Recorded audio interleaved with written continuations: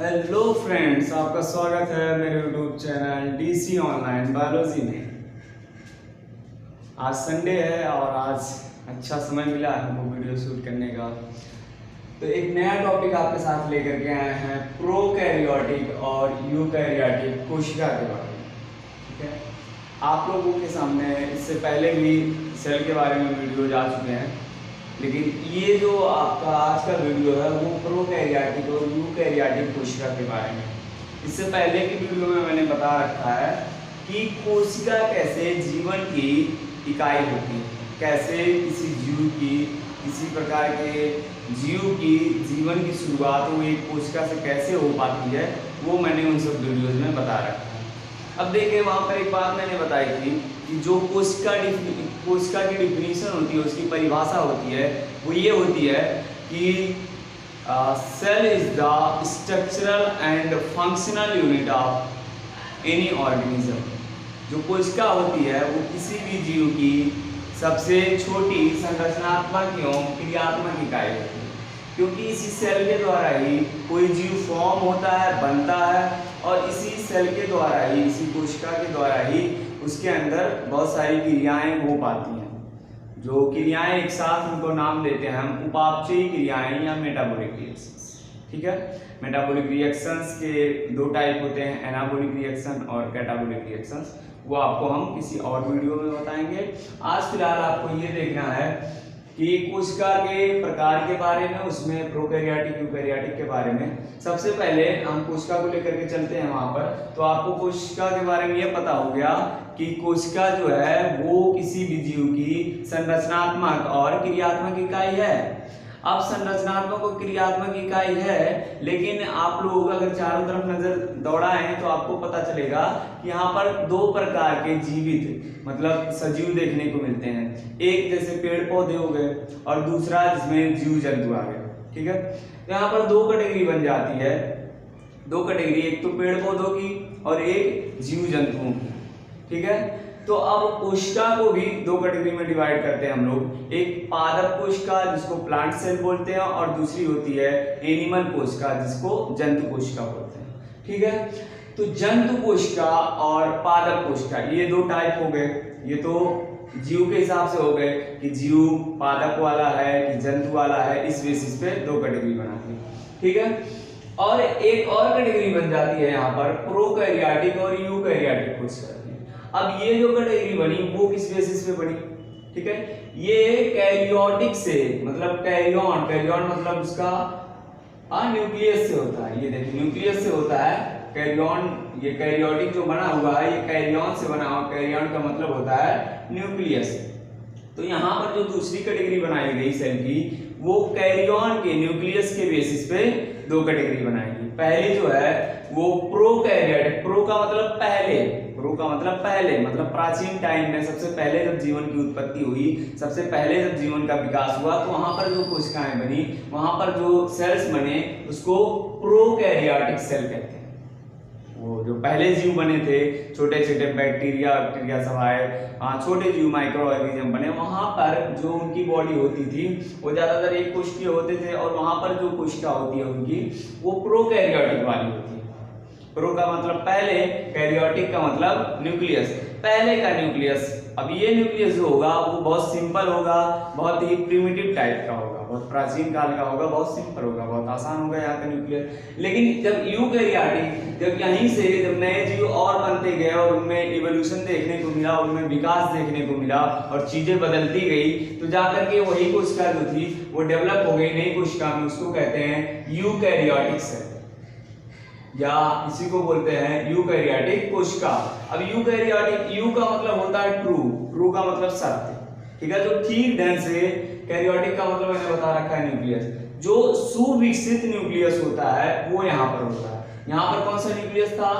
पहले वाला, पहले वाला और बहुत सिंपल था। यहाँ पर बहुत बढ़िया से डेवलप हो गया है, सुविकसित न्यूक्लियस देखने को मिलता है यहाँ पर यूकैरियोटिक। तो अभी आपको एक चीज समझ में आ गई होगी कि जो प्रोकैरियोटिक और यूकैरियोटिक ये जो सेल का टाइप बना है, सेल के दो पार्ट बने हैं, सेल के दो प्रकार बने हैं, ये किस बेसिस पे बने हैं? न्यूक्लियस के केंद्रक के बेसिस पे बने। ठीक है, प्रोकैरियोटिक और यूकैरियोटिक सेल या कोशिका।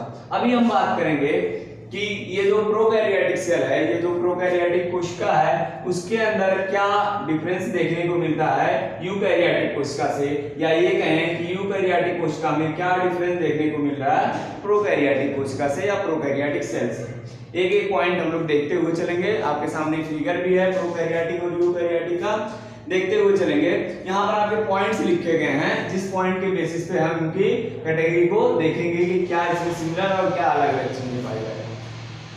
आपको सेल के संरचना के बारे में अगर जानकारी नहीं है, आपको कोशिका में जो स्ट्रक्चर देखने को मिल रहे हैं उसके बारे में अगर जानकारी नहीं है कि इसको क्या कहते हैं, इसका नाम क्या है, तो इससे पहले वाला वीडियो मेरा देख लें, जिसमें दो सेल के बारे में 2 वीडियो मैंने बना रखी है। The fundamental unit of life एक है, और एक और है cell the unit of life. ठीक है, दोनों वीडियो में से कोई भी वीडियो आप देख लेंगे तो आपको सेल के बारे में आइडिया हो जाएगा, सेल के स्ट्रक्चर के बारे में, सेल में क्या क्या चीजें पाई जाती हैं इसके बारे में आइडिया आपको अनुमान लग जाएगा। अभी हम लोग देख रहे हैं प्रोकैरियोटिक और यूकैरियोटिक कोशिका के अंदर क्या क्या डिफरेंस, क्या क्या अंतर देखने को मिलता है। अब देखें, पहला पॉइंट हम ले रहे हैं सेल वॉल के बारे में। ठीक है, अब सेल वॉल जो होता है उसकी हिंदी होती है कोशिका भित्ति। अब देखें प्रोकैरियोटिक में और यूकैरियोटिक में किसमें सेल वॉल देखने को मिलेगी। देखें, अब जब सेल वॉल की बात आती है, कोशिका भित्ति की बात आती है, देखिए मैंने लिखा है इंग्लिश में, लेकिन आपको हम दोनों लैंग्वेज में बाइलिंगुअल हैं हम, दोनों भाषाओं में आपको हम सिखाएंगे, दोनों भाषाओं में आपको बताएंगे, कोई दिक्कत नहीं होगा। बस लिखने वाला ताकि स्पष्ट रूप से आपको दिख सके, इसलिए हम इंग्लिश में लिखते हैं, हिंदी में भी लिख सकते हैं। ठीक है, तो सेल वॉल इसकी हिंदी होती है कोशिका भित्ति। ठीक है, कोशिका भित्ति क्या होती है, कोशिका भित्ति प्लाज्मा मेम्ब्रेन को, ठीक है, जो आपका सेल मेम्ब्रेन है, कोशिका झिल्ली है, उसको कवर करने का काम करता है सेल वॉल या कोशिका भित्ति। अब देखें ये प्रोकैरियोटिक में पाया जाएगा कि नहीं पाया जाएगा और यूकैरियोटिक में क्या होगा। देखिए सेल वॉल जो है कोशिका भित्ति है, वो आपके यहाँ यूकैरियोटिक में देखने को मिलेगा, यूकैरियोटिक में देखने को मिलेगा। कौन? सेल वॉल, कोशिका भित्ति। जबकि अगर हम यूकैरियोटिक की बात करें, यूकैरियोटिक की बात करें तो यूकैरियोटिक में आते हैं, तो यूकैरियोटिक में ये कंडीशन बनती है कि अगर जंतु वाला यूकैरियोटिक है, अगर जंतु वाला यूकैरियोटिक है तो यहाँ पर सेल वॉल नहीं होगा, सेल वॉल नहीं पाया जाएगा। समझ रहे हैं? अगर जंतु वाला यूकैरियोटिक है, यूकैरियोटिक में दोनों में, पादपों में भी पाया जाएगा, जंतु में भी पाया जाएगा यूकैरियोटिक वाला। ठीक है, जो पादप बहुत पहले बने थे, पेड़ पौधे बहुत पहले बने थे, उनमें तो प्रोकैरियोटिक वाला होगा, लेकिन जो पेड़ पौधे बाद में बने उसमें यूकैरियोटिक वाला होगा। वैसे एनिमल के साथ भी है, वो एनिमल जो बहुत पहले बने थे तो उसमें प्रोकैरियोटिक वाली होगी, और जो बाद में बने जीव उनमें यूकैरियोटिक वाली होगी। तो पादप में और जीव में दोनों प्रोकैरियोटिक और यूकैरियोटिक देखने को मिलता है। तो यहाँ पर आ जाएं, अगर किसी पादप में यूकैरियोटिक कोशिका है तो वहां पर आपको सेल वॉल कोशिका भित्ति देखने को मिलेगा, और वहीं पर अगर वो पादप कोशिका नहीं, जंतु कोशिका है, तो वहां पर आपको सेल वॉल जैसी कोई संरचना देखने को नहीं मिलेगी, मतलब कोशिका भित्ति वहां पर एब्सेंट होगी। तो आप समझ पाए होंगे कि सेल वॉल जो है वो प्रोकैरियोटिक में तो प्रेजेंट होगा ही, यूकैरियोटिक में कंडीशन लगा रहा है कि अगर एनिमल होगा तो उसमें नहीं प्रेजेंट होगा, और अगर यहाँ पर प्लांट है तो यहाँ पर प्रेजेंट होगा। ठीक है, अब आ जाते हैं प्लाज्मा मेम्ब्रेन। ये एक्चुअली प्लाज्मा मेम्ब्रेन है, जिसका दूसरा नाम सेल मेम्ब्रेन भी होता है।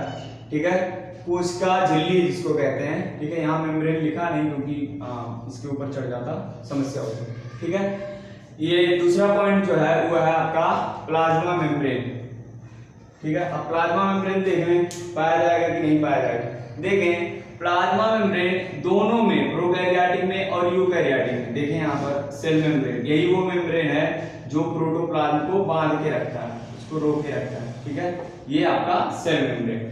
और यहाँ पर देख लें, यहाँ पर भी आपको सेल मेम्ब्रेन देखने को मिल रहा है, ये है।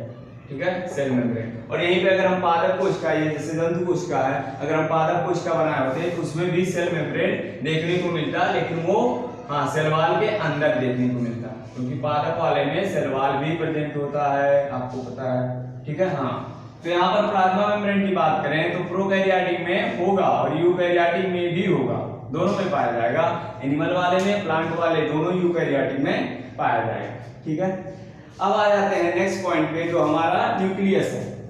न्यूक्लियस के बारे में बात कर लें। अब न्यूक्लियस जो हमारा केंद्रक है उसी के बेसिस पे तो कैटेगरी बनी है, तो उसमें तो डिफरेंस होगा ही।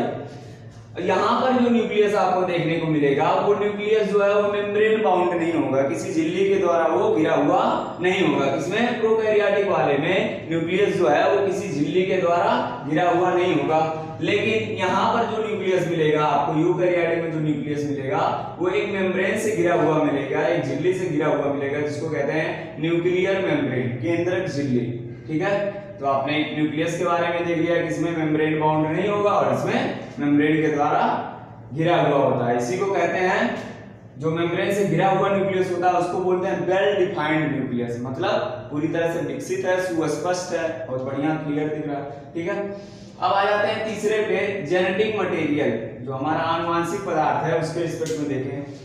यहाँ पर प्रोकैरियोटिक में जो आपका जेनेटिक मटेरियल होगा वो नेक्ड होगा। ये जेनेटिक मटेरियल है, ये क्रोमैटिन थ्रेड हो सकता है, न्यूक्लियाइड हो सकता है, आरएनए हो सकता है, डीएनए हो सकता है, जीन्स हो सकते हैं, ये सारे हो सकते हैं जेनेटिक मटेरियल। ठीक है, अब ये जेनेटिक मटेरियल किसी मेम्ब्रेन के द्वारा घिरा हुआ नहीं होगा, ये ऐसे ही खुला होगा, नेक्ड होगा, इसको बोलते हैं नेक्ड जेनेटिक मटेरियल। जबकि जो यहाँ पर जेनेटिक मटेरियल होगा वो मेम्ब्रेन से बाउंड होगा, घिरा हुआ होगा, मतलब कवर्ड जेनेटिक मटेरियल होगा। ठीक है, 4 पॉइंट आपने देख लिया। अब आ जाए सेल ऑर्गेनेल्स। सेल ऑर्गेनेल्स क्या होते हैं? इसकी हिंदी होती है कोशिकांग, कोशिका के अंग। अब कोशिका के अंदर ढेर सारी विशेष प्रकार की संरचनाएं देखने को मिलती है, जैसे यहाँ पर देखने को मिला माइटोकॉन्ड्रिया, राइबोसोम्स, और आपकी गोल्गी बॉडी यहाँ पे बना दें, ये गोल्गी बॉडी हो जाएगी आपकी। हाँ, गोल्गी बॉडी हो जाएगी। फिर यहीं पर होता है एंडोप्लाज्मिक रेटिकुलम, जो न्यूक्लियस को घेरे रहता है चारों तरफ से, ईआर जिसको शॉर्ट फॉर्म में बोलते हैं, ईआर एंडोप्लाज्मिक रेटिकुलम।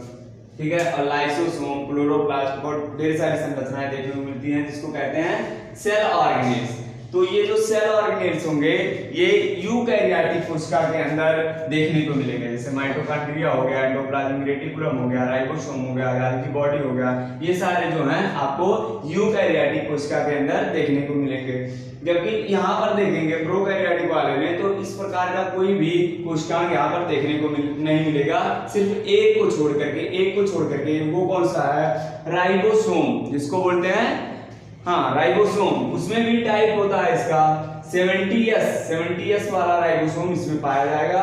जबकि यहाँ पर भी जो राइबोसोम पाया जाएगा वो आपका होगा 80S वाला राइबोसोम यहाँ आपको देखने को मिलेगा। ठीक है, तो ये आपके सेल ऑर्गेनेल्स भी हो गए। तो अगर सेल ऑर्गेनेल्स की बात करें तो सेल ऑर्गेनेल्स हैं आपके वो प्रोकैरियोटिक में एब्सेंट होंगे, सिर्फ राइबोसोम पाया जाएगा, वो भी 70S वाला। और यहाँ पर देखें यूकैरियोटिक में तो सेल ऑर्गेनेल्स जो हैं वो पाए जाएंगे और राइबोसोम जो होगा वो 80S वाला होगा। ठीक है, हाँ, तो राइबोसोम के बारे में भी आपको जानकारी मिल गई है। राइबोसोम जो होगा वो इसमें 70S वाला होगा और इसमें 80S वाला होगा। तो फ्रेंड्स, मैंने पूरी कोशिश की कि आपको यूकैरियोटिक, प्रोकैरियोटिक और यूकैरियोटिक के बारे में बहुत सारी चीजें बता पाएं और आपको समझा पाएं कि कैसे इसमें आपको डिफरेंस करना है। ठीक है, तो मुझे उम्मीद है कि आपको ये वीडियो पसंद आया हो। अगर पसंद आया हो तो प्लीज सब्सक्राइब करें, लाइक करें और शेयर करें। धन्यवाद।